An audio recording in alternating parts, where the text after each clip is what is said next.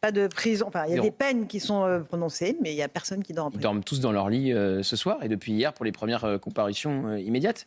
Donc à partir de là, ça recommencera à la fête de la musique, ça recommencera à la Coupe du Monde, ça recommencera à la prochaine Coupe d'Afrique des Nations, ça recommencera à la prochaine Ligue des Nations. Il y a aucune limite qui n'est mise, qui est fixée. D'ailleurs, moi, je note quand même la différence entre les réquisitions, parce qu'il y avait quand même de la prison ferme demandée avec des mandats de dépôt dans les réquisitions, et le jugement final. C'est-à-dire que comment peut-on expliquer qu'on ait plusieurs fois dans les réquisitions une demande de fermeté, d'enfermer ces émeutiers, et ensuite le juge qui leur trouve des circonstances atténuantes, si ce n'est par, excusez-moi, un biais idéologique, la prison c'est criminogène. Non, mais il n'y a pas de place en prison, surtout. Oui, alors ça c'est très intéressant. Ça. Vrai sujet. On n'a pas de place en prison. Pour Nicolas Sarkozy, on a une place. On est champion d'Europe de la surpopulation carcérale. Pour Nicolas Sarkozy, on a une place en prison. Ça, c'est intéressant. Pour Nicolas Sarkozy, il y a une place en prison, ils l'ont enfermé en détention provisoire. Donc, visiblement, pour certains cas, on a de la place en prison. Effectivement, pour les pédocriminels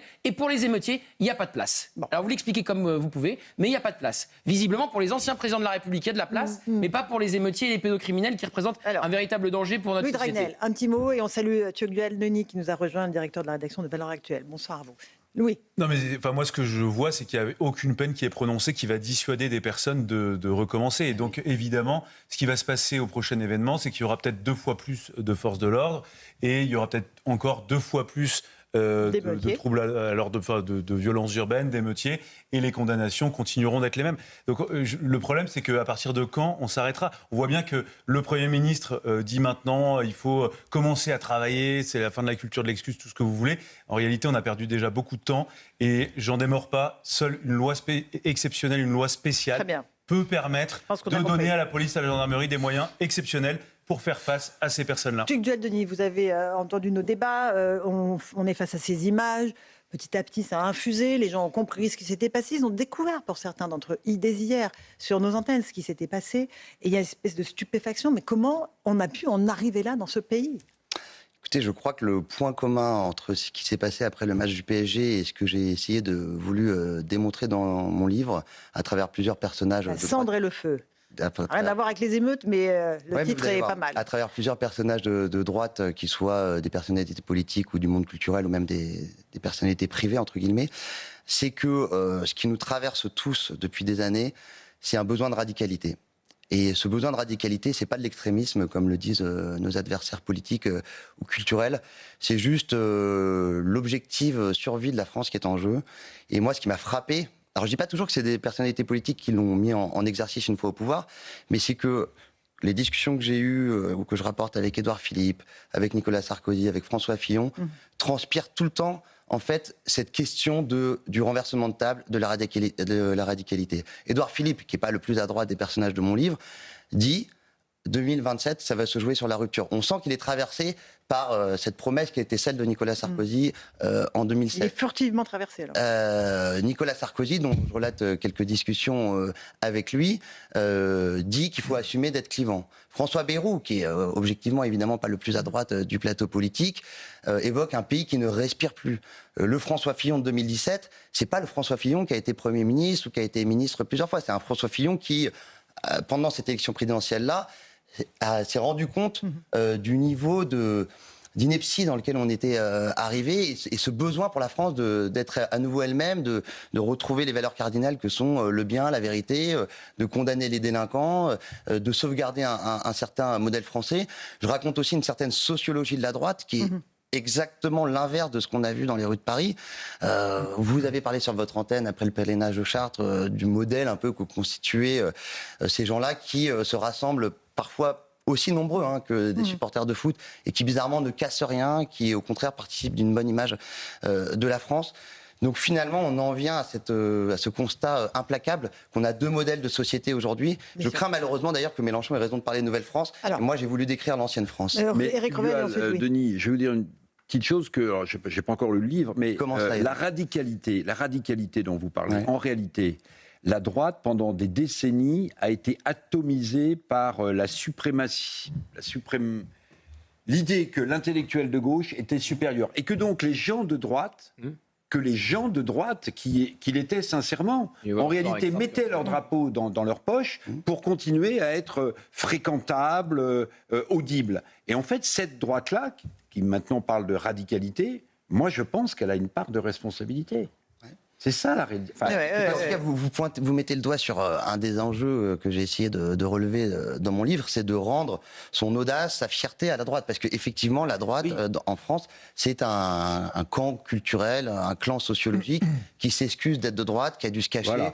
Je raconte que ce soit des chanteurs comme Jean-Pax Meffray, qui ne sont pas forcément connus du grand public, mais qui ont été ostracisés parce qu'ils osaient condamner le communisme, parce qu'ils osaient condamner le politiquement correct, et ils ont été ostracisés de la variété française, par exemple, dans son cas. Je raconte des gens du milieu conservateur versaillais auquel j'appartiens qui devaient se cacher dans les transports en commun. Je raconte des hommes politiques qui devaient s'excuser, effectivement, d'avoir des idées à contre-courant. Et je pense qu'un moyen, modeste, de relever ça, c'est qu'on doit tous, pour ceux qui, en tout cas, qui se revendiquent de ce clan-là, essayer de remettre en scène la droite, de lui rendre sa fierté en assumant notre côté épique, notre audace, nos codes, nos représentations du monde, comme la gauche a su si bien faire pendant des décennies. Alors, la gauche qui a régné sur ce pays pendant des décennies en se mettant en scène. Et la droite était complexée. Les garçons, on va reparler du livre. On va reparler du livre dans un instant. Peut-être on revient sur ce qui s'est passé ce week-end, Louis. Je voulais poser une question à Tugdual-Denis sur son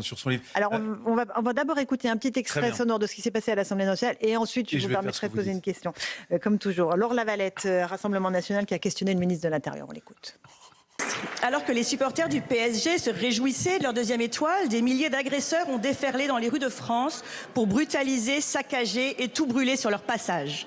Dans la capitale, les prédateurs ont transformé les rues en brasier, lancé un véhicule sur des passants, attaqué un commissariat et des forces de l'ordre auxquelles je tiens à rendre au nom de mon groupe un hommage appuyé pour leur dévouement et leur résilience. Les mêmes scènes dans 71 villes, de Rennes à Angers, de Grenoble à Bordeaux et même jusque dans les quartiers paisibles de Toulon. Ces images, Monsieur le Premier ministre, cumulent déjà des centaines de millions de vues dans un monde qui sait, ce qui est encore pourtant un tabou pour vous, qui ne l'est plus pour les investisseurs étrangers, la France n'est plus un pays sûr. Tu casses, tu répares, c'est gosillé Gabriel Attal. Mais dans la vraie vie, les émeutiers cassent et les Français casquent. Alors l'heure est à la fermeté, Monsieur le Premier ministre. Nous attendons que les interpellés soient enfermés et condamnés à rembourser l'intégralité de leurs méfaits. Sans quoi nous vivrons les mêmes scènes dans les prochains jours à l'occasion de la Coupe du Monde. Vous avez raison, effectivement, on a assisté à des scènes dans la capitale, dans la nuit de samedi à dimanche. Vous avez raison de souligner qu'il y a eu aussi ces scènes en province. L'an dernier, pour la même finale, 46 départements avaient été concernés. Cette fois-ci, c'était 62 départements où il y a eu des incidents en marge des festivités pour célébrer la victoire du Paris Saint-Germain. Ce que je veux vous dire, Madame la députée, c'est contrairement à ce qu'on a pu dire ou entendre, nous avions un dispositif extrêmement solide, extrêmement vigoureux, parce que nous savions qu'il y aurait peut-être des débordements. Débordements qui ont toujours été qualifiés par le ministre de l'Intérieur qui vous parle, comme étant des violences urbaines et des émeutes urbaines. On n'a jamais triché sur les mots. Bon, voilà, pour Laurent Nunez qui se justifie à l'Assemblée nationale. Là, je veux bien répondre. Voilà, on n'a jamais triché sur les mots. On n'a jamais triché sur les mots. Le service police-justice de CNews a été appelé par la préfecture de police le lendemain de la demi-finale du PSG qui se qualifie pour la finale parce que je parle de violence urbaine en disant il ne faut plus parler de violence urbaine, c'était pas des violences urbaines. Je ne sais pas ce qui était faux dans si c'est le mot violence ou si le mot urbain.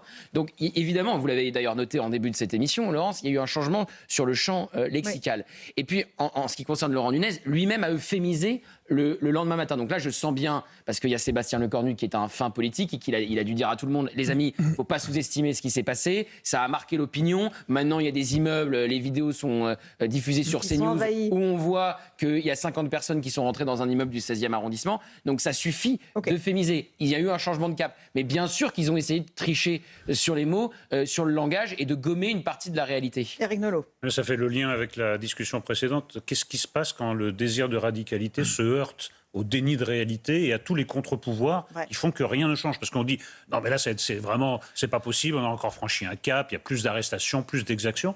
Mais en fait, rien ne peut se passer, puisque la réalité n'est pas prise en compte, ou alors très peu, et encore sous la pression, si j'ose dire, de CNews, parce qu'il n'y aurait pas CNews, on n'en parlerait déjà plus. Qu'est-ce qui peut bien se passer ? Tchèque Duel-Denis.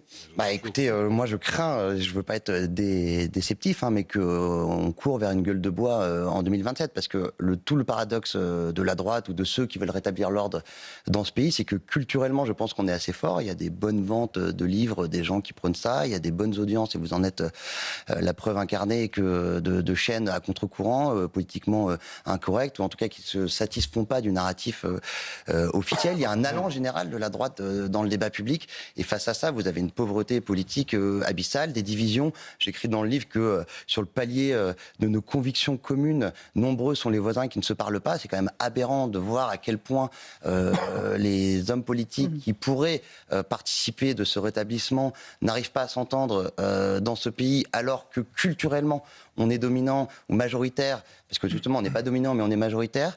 Et c'est tout ce paradoxe qui fait que ça demande justement une espèce de préscience, et de jamais oublier que quand bien même on a ce consensus sur effectivement l'insupportabilité, par exemple, des images comme l'autre jour, qu'en revanche, politiquement, il n'y a pas encore de traduction. Louis Dragnel, votre question. Non, ce qui est très frappant, c'est que pendant des années, et la droite a perdu beaucoup de temps, parce qu'on mettait dos à dos la radicalité de la droite et la radicalité de la gauche. Et on voit, à travers ce qui se passe à l'Assemblée nationale, à travers ces violences urbaines, que la radicalité de la droite, et on le découvre aussi dans votre livre, et c'est ça qui est intéressant, c'est une forme d'ascèse. À aucun moment, dans ce que vous décrivez dans votre livre, on parle de type violent, de type qui casse, de type qui veulent faire des attentats, alors que quand on voit la réalité de la gauche telle qu'elle est portée, défendue à l'Assemblée nationale, c'est une gauche qui encourage la casse, qui encourage et soutient les délinquants face à la police. Voilà, c'est un discours qui n'a absolument rien à voir. Et moi, la question que je voulais vous poser, c'est comment est-ce que vous observez le fait que toutes ces valeurs qui ont fondé la droite, que vous mettez à l'honneur dans votre livre, ont été brocardées, été ridiculisées pendant 40 ans. Alors. Et aujourd'hui, on voit bien que c'est devenu à la mode. Vous parlez du désir de radicalité, de la rupture, le changement et tout ça. On voit bien que pour certains, ce sont des mots, pour d'autres, c'est une volonté de passer à l'acte. Mais comment est-ce que vous observez ça ? On a l'impression que ces valeurs de droite sont presque devenues un peu mainstream dans une partie de la classe politique et de la population. Alors, je pense qu'il faut faire attention quand même au fait que même s'il y a un allant général, comme dit Alain Finkielkraut, le camp du bien se porte toujours à merveille aujourd'hui. Et que quand bien même vous avez des bonnes audiences, Philippe de Villiers vend des livres, en attendant, qui a des prix littéraires, qui dirige des instituts nationaux du cinéma, qui dirige des grandes institutions publiques. Et je pense que le combat culturel, il n'est pas du tout terminé. Et que moi, j'explique dans mon livre, je prends la métaphore des Fata Morgana, c'est des mirages qui sont dits supérieurs, où une couche d'air chaud vient superposer à une couche d'air froid. La couche d'air chaud, nous concernant, c'est tout ce que je viens de décrire avant, et la couche d'air froid, c'est la politique migratoire, la fiscalité confiscatoire, la composition du Conseil constitutionnel. Aujourd'hui, la gauche tient la barre dans ce pays. Et donc, c'est notre vigilance, entre guillemets, qui nous permettra de récupérer clairement les manettes. Allez, Arnaud Benedetti avant la pause. Non, mais le vrai sujet, c'est que les droites de gouvernement ont gouverné dans ce pays depuis 40 ans. Bien sûr. Et que, in fine, aujourd'hui, leur difficulté, c'est qu'elles ne sont plus crédibles parce qu'elles ont gouverné et qu'elles n'ont pas fait pourquoi elles avaient été élues. C'est la grande difficulté. Et d'ailleurs, où se situe la droite aujourd'hui ? C'est bien le sujet. Où se situe-t-elle ? C'est la grande question. Et existe-t-elle encore ? Les délimitations culturelles et sociologiques, les codes sociaux de la droite sont très, très faciles à appréhender. J'avais une discussion avec Bruno Le Maire là-dessus, qui me disait le clivage droite-gauche aujourd'hui sur le plan partisan, ça ne veut plus rien dire. Et puis finalement, après, quand on parlait d'un aspect plus vie quotidienne, une fois de plus, les musiques qu'on écoute, les livres qu'on lit, etc. Tout d'un coup, là, c'est très facile de délimiter ce que c'est la droite.